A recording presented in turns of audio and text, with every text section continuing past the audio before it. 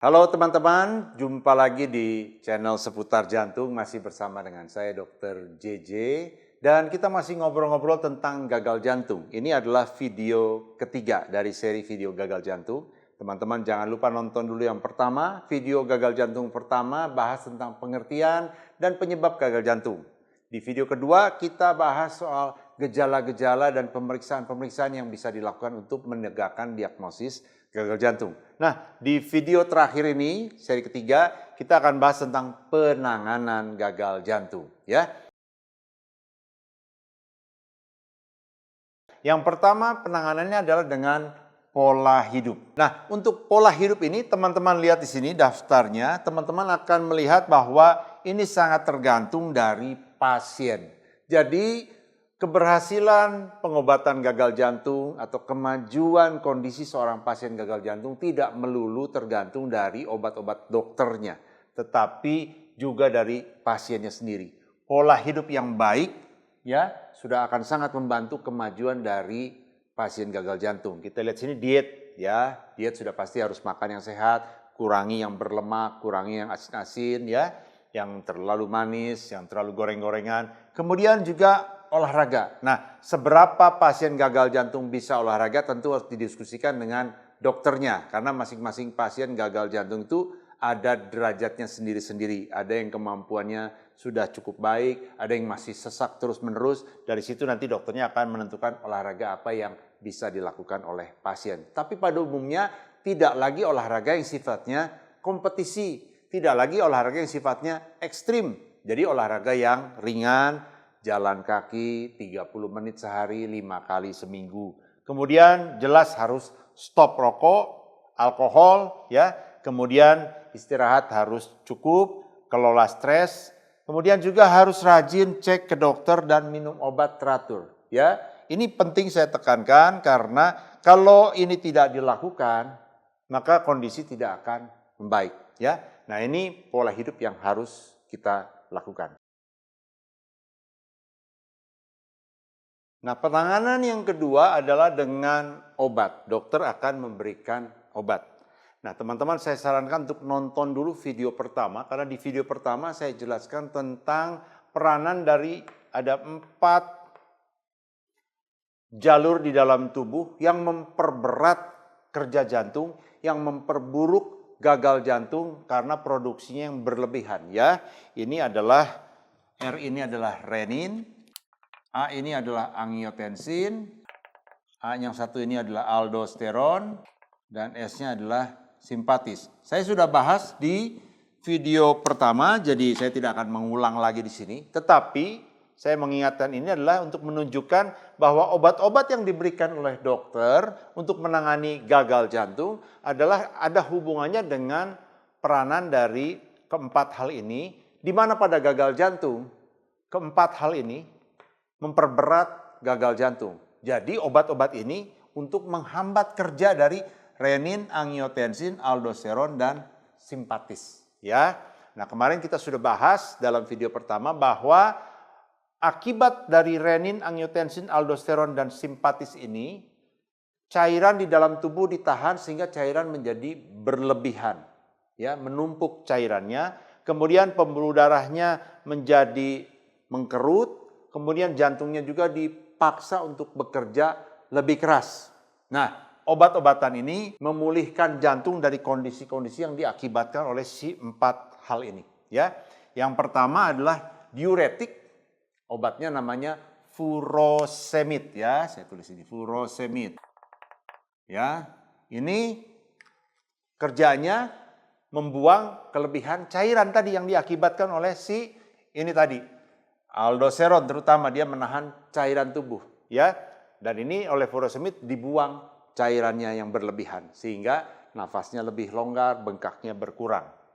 Kemudian obat yang penting ini ACE inhibitor dan angiotensin receptor blocker.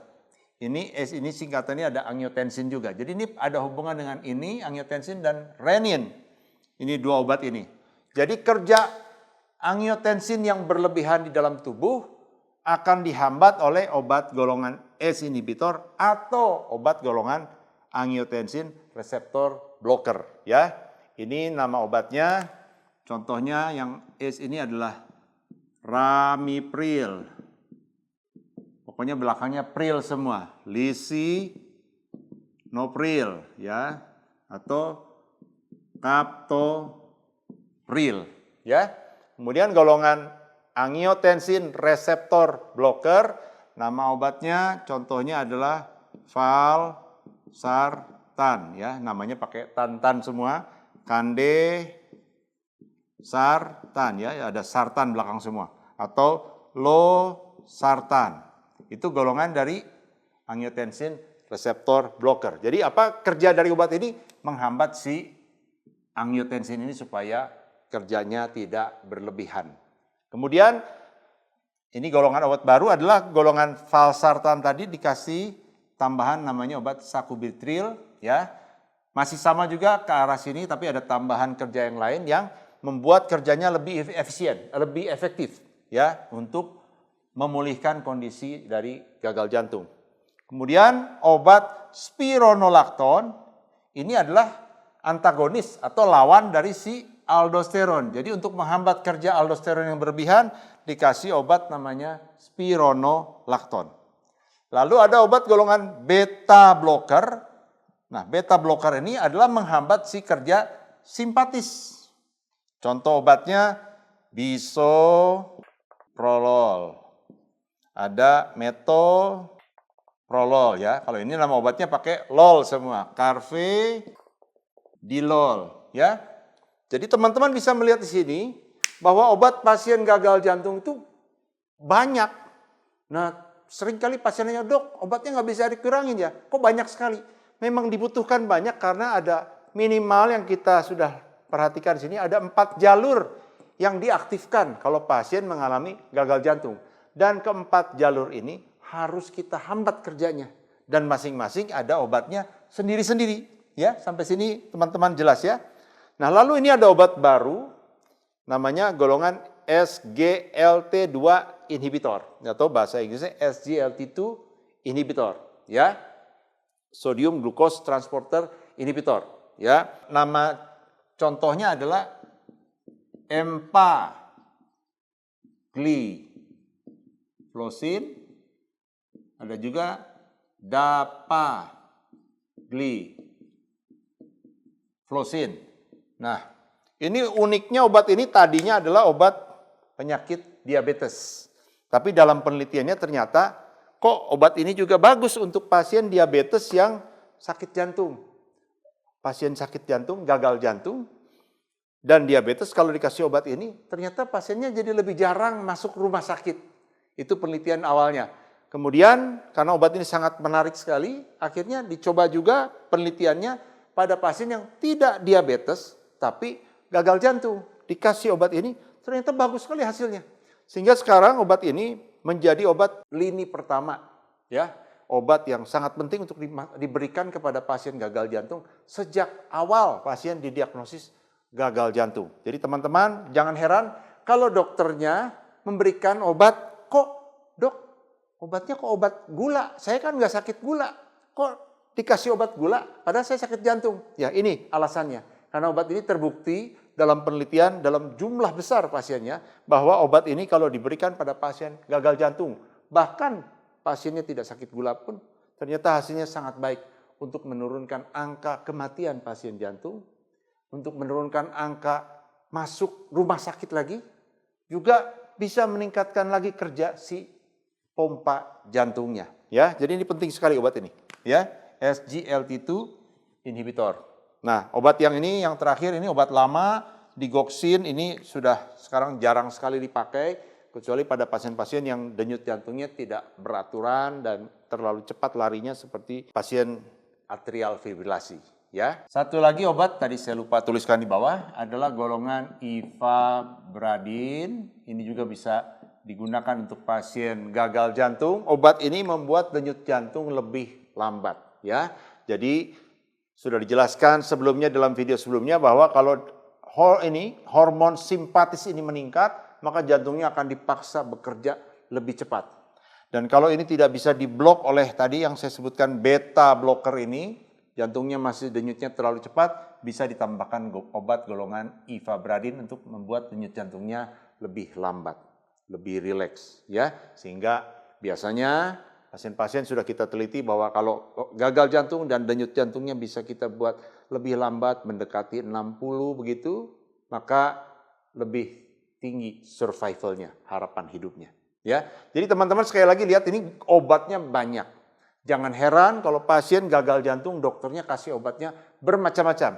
Karena ada banyak yang harus kita hambat kerja dari hormon-hormon tadi supaya bisa distabilkan dan supaya kondisi jantungnya bisa membaik. Ya, sampai di sini obat jelas ya. Nah, selain obat untuk gagal jantung juga bisa dilakukan tindakan untuk memperbaiki penyebab dari gagal jantung. Sekali lagi teman-teman nonton video pertama itu sudah saya bahas panjang lebar tentang penyebab gagal jantung. Ya, jadi kondisi gagal jantungnya, kemampuan pompa jantung yang menurun itu dibantu oleh obat-obatan. Tapi penyebab yang menyebabkan jantungnya itu jadi merosot kondisinya, itu sebagian bisa diperbaiki dengan tindakan. Misalnya, kalau penyebabnya adalah penyakit jantung koroner. Nah, penyakit jantung koroner itu penyebab terbanyak dari kondisi gagal jantung. Kita tahu penyakit jantung koroner itu terjadi sumbatan, penyempitan di pembuluh darah koroner. Nah, itu kita bisa memperbaiki pembuluh darahnya supaya aliran makanannya menjadi baik kembali ke otot jantungnya dengan harapan mudah-mudahan sebagian bisa membantu pemulihan dari kemampuan kerja jantungnya. Jadi kita bisa lakukan namanya tindakan revaskularisasi. Artinya revaskularisasi adalah membuat aliran darahnya menjadi baik kembali. Itu bisa kita lakukan dengan pilihannya pasang ring atau operasi bypass. Ya. Nah, kalau penyebabnya adalah masalah katup, bisa katupnya sempit, bisa katupnya bocor. Atau penyakit jantung bawaan ya, yang paling sering adalah kebocoran di sekatnya. Itu namanya sekat atrium, namanya ASD, atrial septal defect. Kalau kebocoran di sekat bilik atau di sekat ventricle namanya VSD, ventricle septal defect. Atau terjadi kebocoran di tingkat pembuluh darah, itu namanya PDA. Nah, untuk masing-masing kondisi itu bisa dilakukan semuanya namanya dilakukan perbaikan atau dengan operasi ya. Kalau operasi, kalau katup bisa diganti, bisa diperbaiki. Kalau yang penyakit jantung bawaan yang bocor-bocor bisa ditutup kebocorannya. Itu dengan operasi. Tetapi juga bisa dilakukan tindakan yang non bedah, bukan dengan operasi, dengan tindakan baik untuk katup maupun untuk penyakit jantung bawaan ya. Kemudian bisa dilakukan tindakan pemasangan alat ya. Kalau sederhananya biasanya kita bilang pasien dipasang baterai ya. Tetapi ini pengertiannya ini CRT. CRT itu adalah cardiac resynchronization therapy. Jadi untuk membuat bilik kiri dan bilik kanan sinkron mompanya. Jadi gagal jantung ini bisa membuat sampai bilik kiri sama bilik kanan mompanya nggak sinkron waktunya. Jadi saling bertabrakan, akhirnya kerjanya semakin merosot.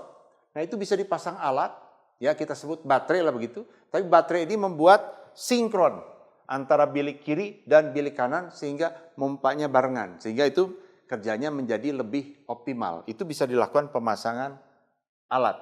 Ya, pada sebagian pasien mungkin juga harus dilakukan pemasangan ICD. ICD itu implantable cardioverter defibrillator. Itu shock listrik jantung. Ya, teman-teman pernah lihat di film-film atau di media sosial bagaimana orang yang jantungnya berhenti lalu di shock, dikejut listrik jantungnya supaya kembali lagi. Itu yang terjadi sebetulnya jantungnya mengalami irama jantung yang sangat tidak teratur. Ya, fibrilasi namanya. Jadi jantungnya hanya menggelepar-gelepar begitu. Lalu untuk mengembalikan jantungnya supaya kembali ke irama yang normal, kita lakukan kejut listrik, ya, dipakai listrik begitu. Nah, ini alatnya langsung dipasang. Nanti kalau terjadi jantungnya menggelepar-gelepar, alatnya mendeteksi, langsung diberikan listrik dari dalam sehingga denyut jantungnya kembali normal. Nah, ini memang pada pasien yang sudah gagal jantung, seringkali terjadi pasiennya kemampuan listrik jantungnya terganggu, kerja listrik jantungnya terganggu sehingga dia bisa mengalami gelepar-gelepar jantungnya ya, debaran jantungnya menjadi tidak teratur dan itu seringkali menyebabkan pasien gagal jantung meninggal mendadak. Jadi pasien gagal jantung sering sekali ujung-ujungnya meninggalnya karena ada gangguan irama jantung yang membuat jantungnya berdebar-debar tidak beraturan, ya. Nah, itu dipasang alat ini untuk mencegah kematian mendadak. Sehingga setiap kali ada getaran jantung yang tidak teratur, terdeteksi oleh baterainya, langsung baterainya melepaskan arus listrik untuk mengejutkan listriknya sehingga jantungnya kemudian berdetak normal kembali. Ini bisa dilakukan pemasangan ICD. Atau dilakukan namanya ablasi. Ablasi itu nanti kembali lagi ke video pertama yang menggambarkan bahwa gagal jantung bisa juga disebabkan karena gangguan irama jantung. Namanya atrial fibrilasi. Bisa juga terjadi pasien yang gagal jantung karena jantungnya sudah terlalu bengkak, kemudian irama jantungnya juga menjadi tidak beraturan, menjadi atrial fibrilasi. Nah itu pada kasus tertentu yang masih indikasi bisa dilakukan namanya ablasi. Ablasi itu semacam dilas gitu ya. Dibakar penyebab dari gangguan irama jantungnya itu. Nah kemudian diharapkan nanti atrial fibrilasinya bisa kembali menjadi irama yang normal dan itu membuat kerja jantungnya menjadi lebih ringan. Ya, nah tindakan yang lain yang belum ada di Indonesia ada juga bisa dikasih alat bantu untuk bilik kiri atau bahkan transplantasi jantung. Tetapi itu dua-duanya belum dilakukan di Indonesia. Kita berharap bahwa dalam beberapa tahun ke depan mudah-mudahan sudah bisa dilakukan di Indonesia untuk menolong pasien gagal jantung yang sudah dalam kondisi yang lanjut. Ya, nah teman-teman, saya kira ini semua sudah kita bahas tentang gagal jantung baik dari mulai definisi sampai ke penanganan. Mudah-mudahan teman-teman bisa memahaminya. Kalau teman-teman merasa ini bermanfaat, teman-teman bisa subscribe channel seputar jantung dan juga bisa share ke teman-teman yang lain supaya lebih banyak yang mendapatkan manfaatnya. Ya.